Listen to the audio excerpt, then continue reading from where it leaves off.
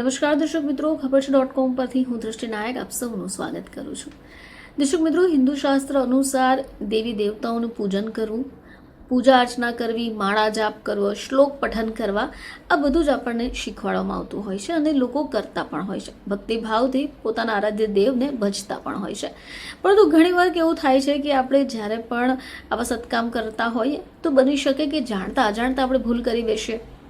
હવે હિન્દુ શાસ્ત્રોમાં શંખ વગાડવું, પૂજાપાઠ કરવી, માળા ફેરવવી, જપ નામ કરવા, આ બધું જ નિર્દેશ અપાયું છે. પરંતુ જો તમે યોગ્ય રીતે કાળજી નથી રાખતા તો બની શકે કે તમે આવી પ્રક્રિયામાં પણ ભૂલ કરી બેસો છો.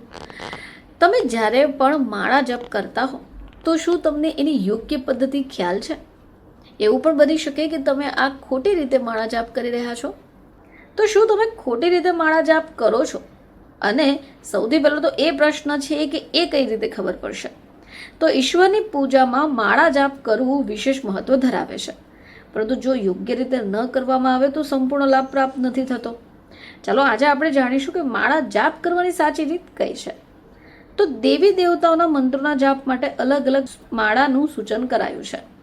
ઉદાહરણ તરીકે તુલસી અથવા પીળા ચંદનની માળા ભગવાન શ્રી વિષ્ણુ માટે શુભ માનવામાં આવે છે.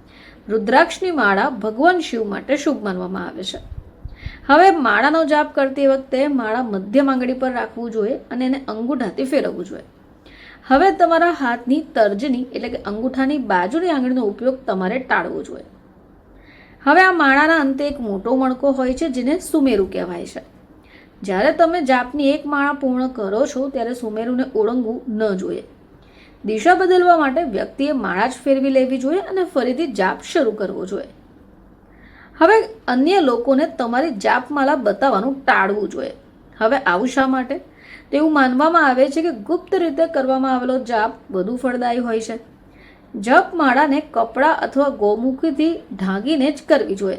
હવે આ સિવાય તમે જ્યારે પણ જપમાળા કરો છો ત્યારે માળા ક્યાં રાખો છો એ પણ ખૂબ મહત્વ ધરાવે છે. કહેવાનો અર્થ એ છે કે જાપમાળા કરતી વખતે માળા ક્યારે પણ જમીન પર ન રાખો. તેને હંમેશા તમારા હાથમાં અથવા કોઈ પણ પવિત્ર આસન ઉપર રાખી દો. માળા જાપ કરતી વખતે તમારું મન શાંત અને એકાગ્ર હોવું પણ ખૂબ જરૂરી છે. જો તમારું ધ્યાન ભટકતું રહેશે તો તમને જપનો સંપૂર્ણ લાભ નહીં મળે. તો દર્શક મિત્રો, હવે પછી જ્યારે પણ તમે આવા કોઈ પણ જાપ કરતા હો અથવા કોઈ પણ માળા જાપ કરતા હો તો આવી બાબતોનું ખ્યાલ રાખજો. ફરીથી તમારી સમક્ષ હાજર થઈશું. ત્યાં સુધી જોતા રહેજો ખબર છે .com.